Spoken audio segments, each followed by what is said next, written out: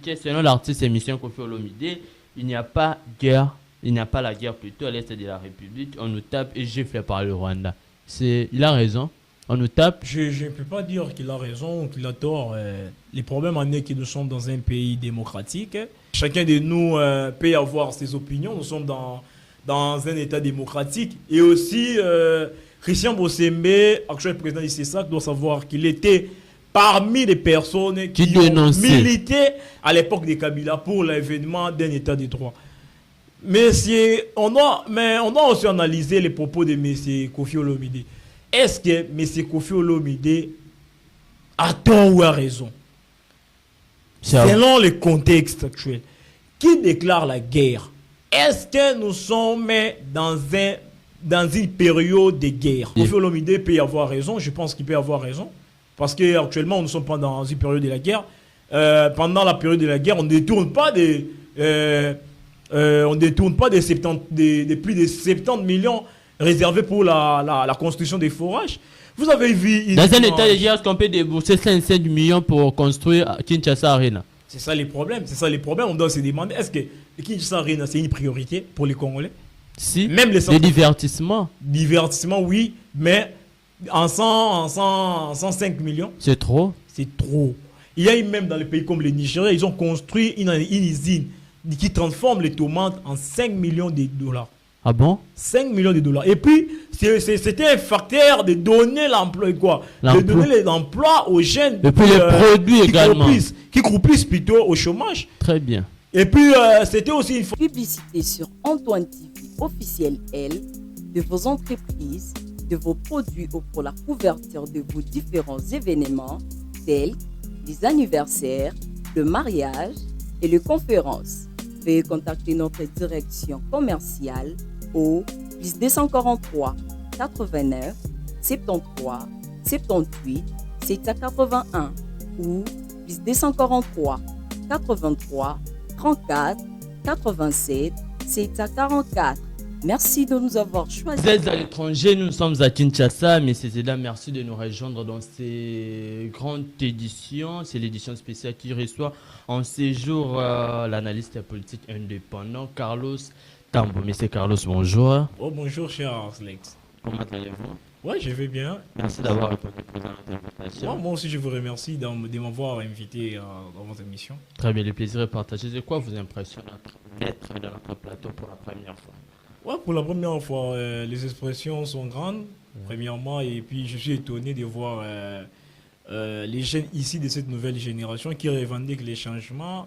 Peut y avoir ou confectionner ces grands cadres aussi, c'est beau. Donc ça prouve à tel point que dans cette génération, il y a des jeunes qui vont briller dans plusieurs secteurs pour le développement de notre pays. Merci beaucoup. Et avant de s'étaler sur ce qui est l'actualité de l'ADP, j'aimerais un peu vous puissiez un peu nous parler de ce qui est votre campagne de ce 20 juillet. Ouais, ce 20 juillet, nous avons une conférence, mais on a préféré les faire une messe pour les jeunes.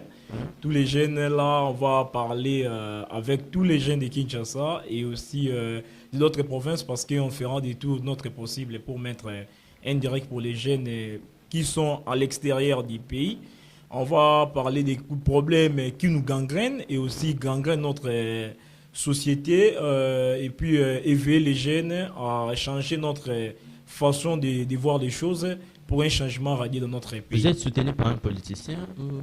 Non, on n'est pas soutenu par un politicien. À quoi servent nos poches? C'est apolitique, je sais pas. Non, c'est apolitique. Donc, tous les jeunes de différents partis politiques sont appelés à y être. Tous les jeunes des différentes tendances politiques sont appelés à y participer. La mission, c'est quoi les messages que vous allez lancer les jours-là? Les messages que nous allons lancer ces jours-là, c'est les premiers messages, c'est d'abord le brisement d'un système dont j'ai parlé. Les systèmes de qui? Les systèmes de gouvernance. Ici, je ne prends pas les systèmes comme un concept politologique, un système politique qui consiste en une relation entre les institutions. Je parle d'un système dans un contexte congolais. Les systèmes signifient pour nous les comportements et les habitudes de nos politiciens depuis l'indépendance en ces jours.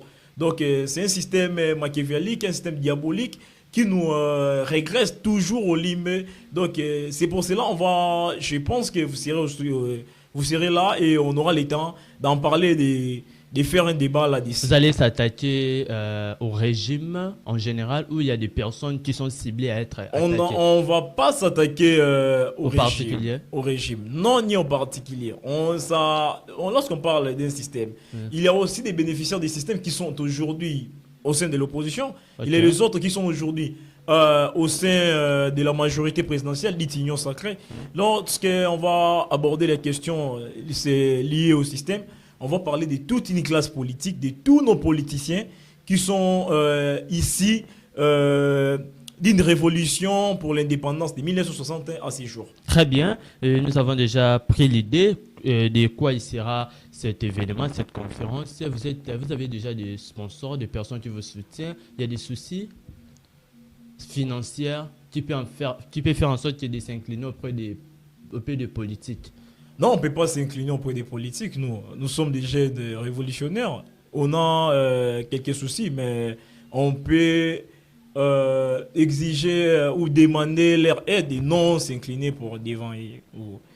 Actuellement, on vous donne une grosse somme d'argent, vous n'allez pas changer d'avis? Non, on ne change pas. Les combats d'abord, c'est pas un Carlos comme individu. Je pense que les combats d'abord, c'est une vision, c'est une idéologie et non pour les individus. Très bien, messieurs et dames, nous sommes avec M. Carlos Tambou. Ici, c'est un analyste indépendant qui, ensemble avec lui, nous allons débattre de notre pays. Avant, c'était les messages concernant la conférence qui se tiendra ce 20 juillet. J'ai oublié les liens. On limité en face de la mort de Saint-Joseph. Très bien. Nous passons directement au gouvernement 6 mois, un mois après l'investiture. C'est quoi les résultats? Infrastructure, sécurité, justice sociale, éducation et être. Y a-t-il un changement ou des passés continuent? C'est qu'on dit les passés continuent actuellement. Bon, sur les gouvernements simulants, j'ai été dans la catégorie, je suis toujours dans la catégorie de ceux qui pensent que ce gouvernement ne va pas prendre des bons résultats. À peine vous jugez déjà davantage. Bon, il y a des indicateurs qui démontrent déjà qu'il y aura... Comme quoi? Quelques soucis pendant 5 ans et aussi... Comme quoi? Vous parlez de l'indication. Comme d'abord les hommes. Les hommes? Comme d'abord la monarchie. Ils n'ont pas respecté d'abord ce qu'eux-mêmes avaient dit. La Madame Première ministre nous avait promis de diminuer la taille du gouvernement autrefois des 100 mois. Mais aujourd'hui, nous... Il y a eu diminution, on avait 57, actuellement on a 54 ministres. Mais on a toujours... moins la ministre qui avait démissionné, actuellement 53. Je parle dans la diminution, sur le nombre du gouvernement ou... je veux dire, les kilométriques du gouvernement. Là, je parle du nombre des personnes qui ont été déjà dans les gouvernements sans moi et aujourd'hui sont encore ministres. Okay. Reconnus ministres. Et aussi, lorsqu'on révisite même leur bilan ou leur manière de gouverner, on se rend compte qu'il y a eu... je ne cite pas les noms, mais vous-même, vous êtes témoin oculaire. Lorsque je prends donc le ministre chargé pour...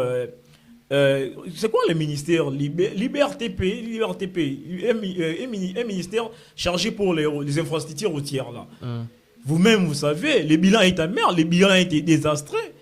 Il n'y a pas de bilan. Et aujourd'hui, il y a d'autres ministres, autrefois, qui ont été au sein du ministère de la Défense, qui ont hier, au lieu d'assumer les rôles... de Jean-Pierre Bemba. Non, je parle d'un ministre de la Défense. Je ne cite pas les noms des gens. Non, c'est Jean-Pierre Bemba qui était au sein de Défense nationale. Là, c'est toi qui cites. Non. Peut-être c'est lui.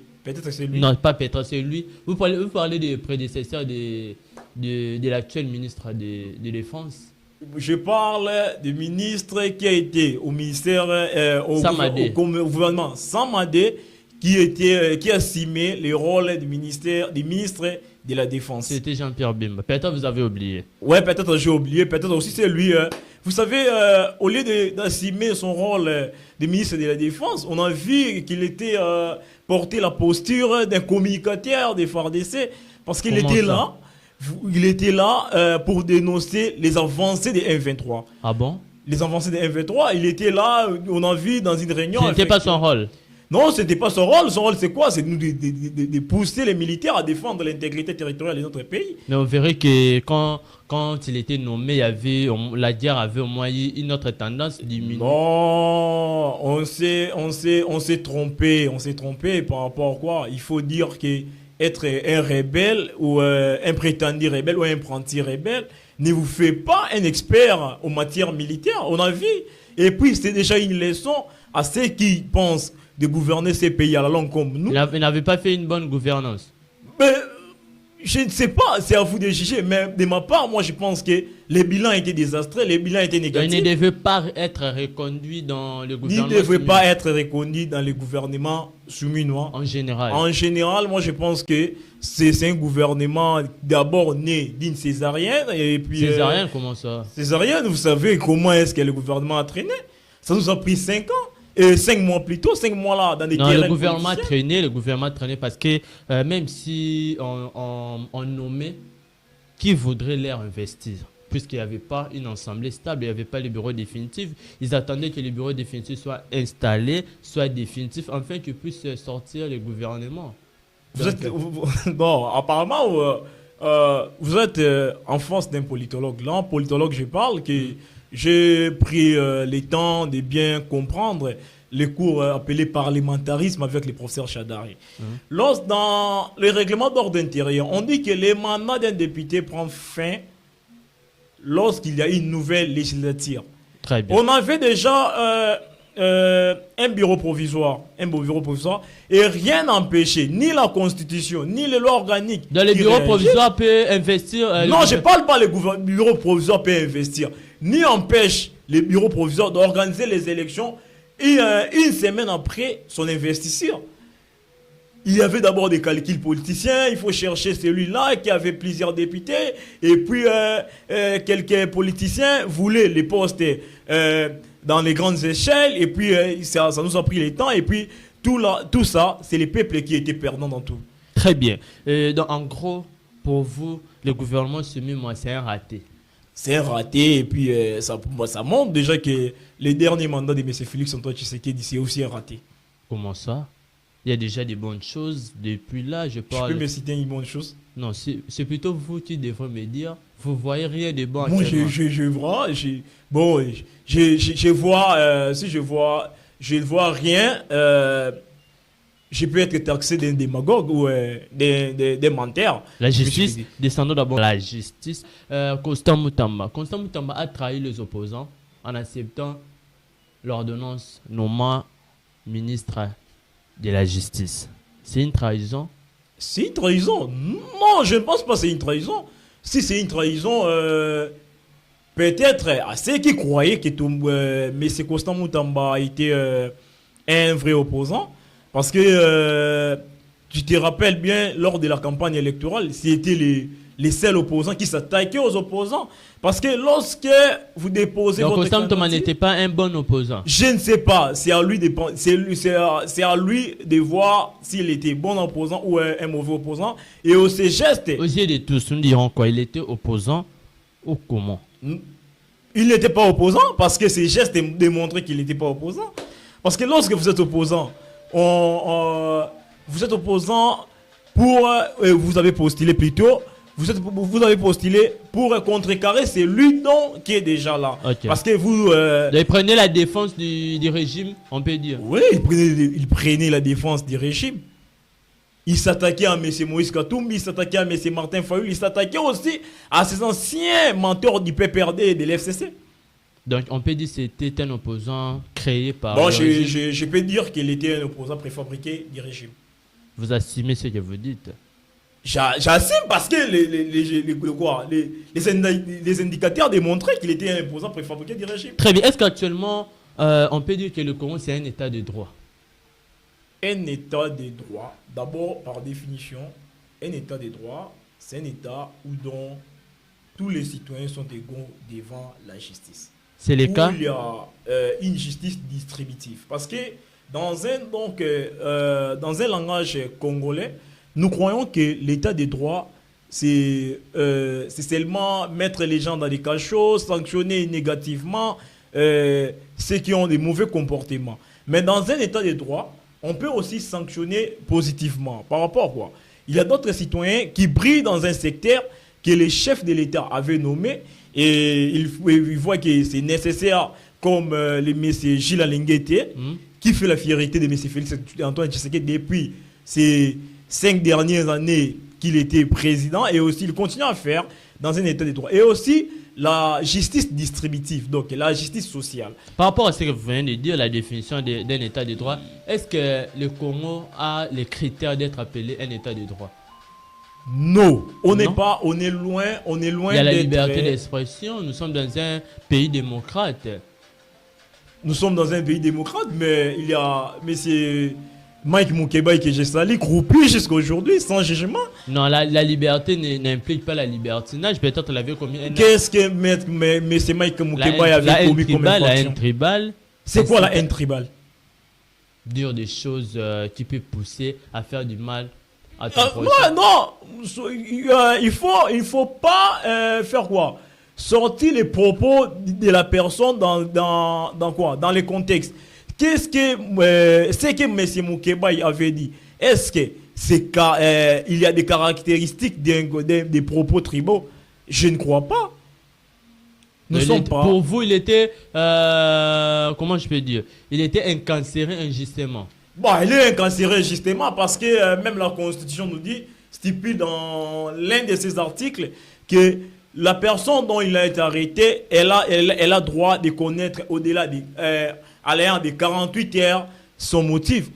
Il doit être déjà devant son juge naturel. Son juge naturel. Mais on m'a dit jusqu'à aujourd'hui, M. Moukebaï n'a jamais été jugé. Il est 2 ans en cours, 2 ans, il est toujours en prison centrale de Makala. Prenons le cas de Jean-Marc Aboun. Jean-Marc Aboun aujourd'hui. Non, Jean-Marc Aboun, il faut faire attention. Non, il est condamné, mais il n'a jamais eu sa notification en tant qu'un condamné politique. Ah bon? En tant qu'un condamné. Mais bon, il n'a pas eu une notification, mais Jean-Marc Aboun, on peut dire son arrestation, on peut dire c'est clair, puisqu'il y a des infractions qui est palpable. C'est quoi? François, qu'est-ce qu'on... Est-ce que l'outrage au chef de l'État, c'est une infraction? C'est pas une infraction? Je ne sais pas. C'est une infraction, bien sûr. Est-ce que vous avez vu dans notre code pénal? Le président de la République, c'est un corps constitutionnel, donc on ne peut jamais dire des choses. Vous savez, la manière dont les flingues de l'immédiat a traité M. Kabila, d'un petit Rwandais, d'un sujet... C'était aussi de l'outrage. C'est de l'outrage. Lorsqu'il dit, Bokangelanga, moi, dans la Kabila, on a repéré 5 000 $. Arrêtez-moi les petits Rwandais là. Disons que Kabila a été démocrate puisque Félix Tshisekedi. Ah bon? Mais ça prouve. Parce que la manière dont... Est-ce que à l'époque de Joseph Kabila, des journalistes pouvaient faire des révélations telles qu'ils font aujourd'hui? Mais il y a eu des révélations sur les 31 millions détournés dont le nom de M. Bochab a été impliqué. Il y a eu des révélations des journalistes. Et puis il n'y avait eu aucune arrestation. Ben, il y a eu des arrestations. C'est à l'époque de Kabila, si j'ai une bonne mémoire, il y a eu un ministre qui a été arrêté. Ok. Donc on peut dire, selon vous, le président Joseph Kabila est plus démocrate que le président Félix Tshisekedi? Bah, je ne dis pas ça, c'est au peuple qui avait donné la confiance à M. Félix Tshisekedi de juger entre Kabila et M. Tshisekedi, qui est démocrate et qui ne l'est pas. Nicolas Kazadi, nous sommes dans le secteur de droit, nous sommes dans la justice. Nicolas Kazadi actuellement en Europe. Oui, Nicolas Kazadi en Europe. L'histoire des lampadaires, c'est ça? Lampadaires et puis l'histoire des lampadaires et forage. Bon, nous ne sommes pas dans un pays sérieux. Nous ne sommes pas dans un pays sérieux. Ce qui détruit ces pays, c'est d'abord les systèmes. Nous devons rompre avec ces systèmes. Comment rompre avec les systèmes? D'abord, il faut commencer à l'éveil de la conscience des gens. Ok. La conscience là devrait débuter dès la cellule de base d'une société qui est la famille. Montrer des gens l'enfant dès le bas âge commence à s'aimer. Montrer des gens l'enfant dès le bas âge, les bons usages démocratiques et puis citoyens. Aujourd'hui, Nicolas Kazadi, d'ailleurs, je ne peux pas dire que Nicolas Kazadi avait volé ou avait détourné l'argent parce que jusqu'à aujourd'hui, il n'a jamais été jugé. Il bénéficie de ce qu'on appelle la présomption d'innocence. Okay. Mais c'est Nicolas Kazadi. Mais C'est Il y a eu un plusieurs. prétendu, on peut dire actuellement. Prétendu Détourneur. Prétendu détourneur. Mais il y a eu une clameur populaire. Il y a eu des gens qui ont crié au L'État devait détournement. s'en saisir. Mais l'État devrait d'abord saisir M. Jean-Marc, M. Nicolas Plus, Kazadi. François Loubo, Parce que Roubaud, et puis Marc Marc Assenga sont déjà en prison, on peut dire. l'un d'eux avait dit qu'il a mangé que 500 000 $. Ah bon? Sur presque Sur 71 millions. 71 millions de dollars, l'un a dit qu'il a mangé que 500 000 $. 500 000 $. La moitié de 1 million. La moitié de 1 million. Mais pourtant, il est croupi en prison. Alors que c'est lui qui a bouffé. C'est lui qui est prétendu détourneur. C'est lui qui fait sortir toujours l'argent En de l'État en procédure d'urgence. Et d'ailleurs aujourd'hui, il est malade, il faut comprendre. Sous prétexte qu'il est malade. Il est Sous prétexte qu'il est malade. Vous voyez que le système a détruit. Donc les politiciens savent que non, je vais détourner l'argent. Pour mieux détourner l'argent pour sortir, il faut créer quoi? Une idée. L'idée c'est quoi? Je pars chercher des soins appropriés à l'étranger. Si tu es dans la même file d'idées que moi, tu vas retrouver que même dans les hôpitaux qui partent en Europe, les hôpitaux en question ne sont pas construits à plus de 10 millions de dollars. Mais aujourd'hui, une personne détourne, ou il est prétendu détourneur de plus de 70 millions. Il serait libre. Et puis, il sort. Pourtant, les procureurs près de la Cour de cassation avaient déjà interdit sa sortie. Donc, mais jusque-là, pourquoi vous apprendez toujours à la justice alors que l'Assemblée nationale devait aussi faire sa part de travail qui est d'enlever les immunités à Nicolas Kazadi, mais jusque-là il n'a pas fait ça. C'est ça les problèmes, Et puis j'ai vu un communiqué stipulant que c'est les bureaux de l'Assemblée actuelle, l'Assemblée nationale. Non, je parle des bureaux, je ne parle pas des individus, je parle des bureaux. Les bureaux qui ont autorisé, qui a demandé au procureur près de la Cour de cassation de lever cette mesure refusant M. Nicolas Kazadi de voyager. De bien de quitter le territoire national. Donc, c'est un regret d'abord pour le peuple congolais. Comment expliquer une personne qui nous a dit la construction d'un forage à 297 000 $. Je ne sais pas, les forages en question vont commencer à jaillir. C'est de haute qualité.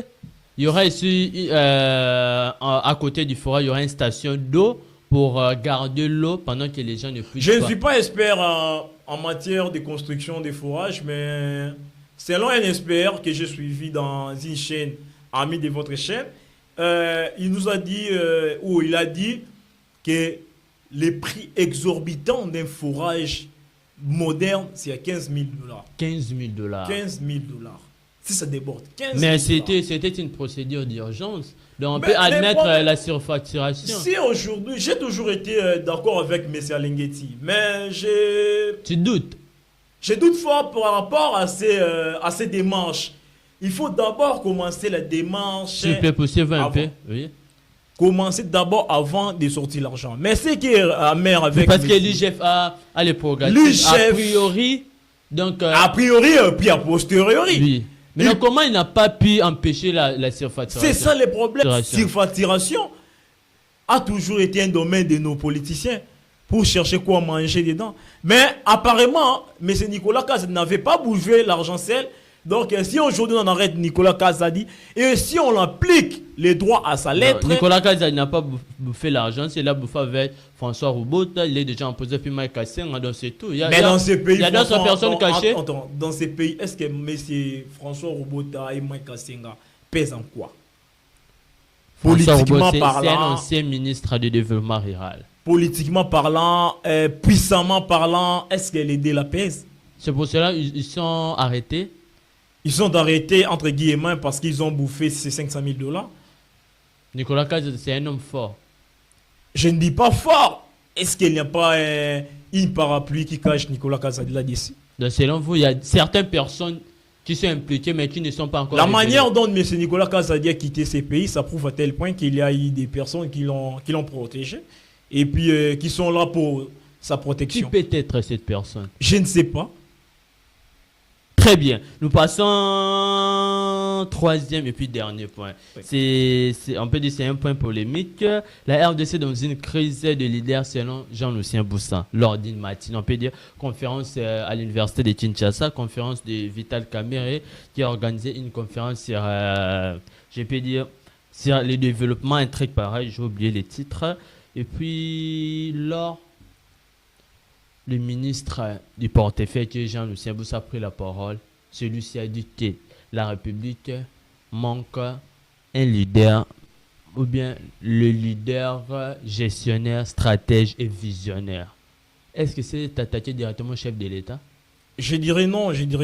Et il faut d'abord relativiser les propos de M. Jean-Lucien Boussa. Vous savez, Jean-Lucien Boussa était parmi des caciques de l'FCC qui ont crié à M. Félix-Antoine Tshisekedi dès les premières heures. Mais j'ai vu quelques fainéants intellectuels et aussi quelques cantonniers intellectuels qui se disent que M. Jean-Lucien Boussa aurait s'attaqué à l'actuel chef de l'État. Alors, ce n'est pas le cas. Je dirais non. Parce que M. Jean-Lucien Boussa... Son cible était qui? Je n'ai jamais rencontré M. Jean-Lucien Boussa. J'analyse les faits en tant qu'un intellectuel, j'analyse les faits en tant qu'un scientifique. M. Jean-Lucien Boussa était venu sous la casquette d'un scientifique. Très bien. On dit, lors d'un débat incarnant la scientificité... Tous les coups sont permis. Pas tous les coups sont permis. Critiquer d'une manière objective n'est pas un péché. Vous connaissez... Mais critiquer le chef, c'est non, il n'a pas critiqué. Il a parlé des institutions. Les institutions. Oui. Lorsqu'on voit les institutions, on ne voit pas les institutions. Écoute d'abord. Le président de la République, c'est une institution. La première institution de notre pays, qui est la Constitution consacre. Oui. Lorsqu'on voit les institutions, on voit l'institution président de la République. Oui. Qui est lui-même un corps. Un corps, oui. Et non un individu. Et puis, M. Jean-Lucien Boussa avait parlé, il a fait une analyse critique de 1960 à ce jour. Lorsqu'il parle d'un manque de leadership dans notre pays, les gens de Mobutu, les partisans de Mobutu, parce qu'ils jusqu'à aujourd'hui, peuvent aussi s'attaquer à M. Jean-Lucien Boussa. Donc, je pense que ce sont des laboratoires de l'IDPS qui ont vu un tremplin. C'est un faux débat. C'est un faux débat parce que M. Jean-Lucien Boussa, c'est d'abord un scientifique et puis il critique en tant qu'un scientifique. Et aussi, vous connaissez le professeur Emelie Bongeli. Très bien. Là, à l'époque, il était ministre de la Santé publique au régime Kabila. Prenez le temps de lire son ouvrage intitulé L'État congolais, un État bébé. Prenez le temps de lire la thèse du professeur Emmanuel Ramazan Chadari. Vous comprenez comment est-ce que les deux personnes, lors classique de l'FCC, on s'attaquait à quoi? Au régime Kabila. Donc c'est un faux débat. Mais il n'y avait pas eu des attaques de retour. Non, il n'y a jamais eu des attaques de retour, en retour plutôt, en contre les deux classiques de l'FCC, ni pour Chadari, ni pour Émile Bongeli. Vous savez combien Chadari a joué un grand rôle depuis qu'il est Kabila, depuis que le président Kabila était président de la République. Et aujourd'hui, M. Chadari continue de jouer un grand rôle.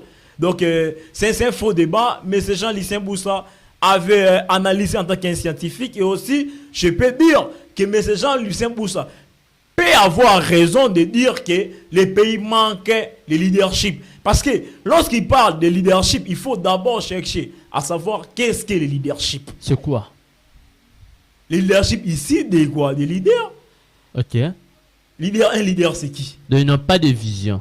Non, je parle pas, ils n'ont pas de vision. Un leader, c'est qui? C'est celui qui est drain immense derrière soi pour un avenir qui pense que c'est quoi? C'est radier. Un avenir qui pense que c'est sérieux pour les pays. Mais le président de la République, c'est un leader parce qu'il crée davantage un avenir radié. Il y a 145 territoires, il y a plusieurs projets qui... Mais le bilan des 145 territoires, si le papier c'est bien, mais les réalisations, les résultats sont amers. C'est là vous pouvez dire que le président Félix Tshisekedi n'est pas un bon leader. Bon, il y a les leaders, il y a des leaders stratèges, il y a des leaders visionnaires, il y a d'autres leaders qui sont gestionnaires, il y a d'autres leaders qui sont managers et aussi stratèges. Et aussi, les propos de M. Jean-Lucien Boussa, c'est une approche qui demande actuels dirigeants d'avoir une vision managériale sur l'économie et puis une vision pour diversifier notre économie. Très bien, monsieur Carlos. Je vous rappelle que nous sommes avec monsieur Carlos Tambou. C'est un analyste indépendant. Vous voyez déjà peut-être que ces analyses sont claires, scientifiques. Monsieur Carlos, un dernier point. La sécurité à l'est de la République, selon l'artiste émission Kofi Olomide, il n'y a pas guerre, il n'y a pas la guerre plutôt à l'est de la République. On nous tape et gifle par le Rwanda. Il a raison. On nous tape. Je ne peux pas dire qu'il a raison ou qu'il a tort. Les problèmes en est que nous sommes dans un pays démocratique. Chacun de nous peut y avoir ses opinions. Nous sommes dans un État démocratique. Et aussi, Christian Bossembe, actuel président du CESAC, doit savoir qu'il était parmi les personnes qui ont milité à l'époque de Kabila pour l'avènement d'un État de droit. Mais on doit aussi analyser les propos de M. Kofi Olomide. Est-ce que M. Kofi Olomide a tort ou a raison? Selon le contexte actuel, qui déclare la guerre? Est-ce que nous sommes dans une période de guerre? L'État, Félix-Antoine Tshisekedi, n'a pas déclaré la guerre parce que c'est lui qui a le monopole de déclarer la guerre en réunissant les deux chambres lors d'un congrès. Et jusqu'à là, on n'a pas eu un congrès. Malgré qu'il nous avait promis à la moindre escarmouche, il y a eu plusieurs escarmouches. Il y a, dans des camps de réfugiés, plusieurs personnes ont été bombardées par les aventuriers. Kofi Olomide peut y avoir raison. Je pense qu'il peut y avoir raison. Parce qu'actuellement, nous ne sommes pas dans une période de la guerre. Pendant la période de la guerre, on ne détourne pas des plus de 70 millions réservés pour la construction des forages. Vous avez vu... Dans un état de guerre, est-ce qu'on peut débourser 5 millions pour construire Kinshasa Arena? C'est ça les problèmes. On doit se demander, est-ce que le Kinshasa Arena, c'est une priorité pour les Congolais? Si, même les divertissements. Divertissement, oui, mais en 105 millions. C'est trop. C'est trop. Il y a eu même dans les pays comme le Nigeria, ils ont construit une usine qui transforme les tomates en 5 millions de dollars. Ah bon? 5 millions de dollars. Et puis, c'était un facteur de donner l'emploi, quoi. De donner l'emploi aux jeunes. Et puis les produits également. Qui croupissent plutôt au chômage. Très bien. Et puis, c'était aussi une façon de relancer leur économie. Mais pourquoi pas nous? Est-ce que réellement nous sommes les hommes? Le professeur Chadari avait dit lors d'une conférence à l'université de Kinshasa que le Congo a un problème d'hommes. Très bien.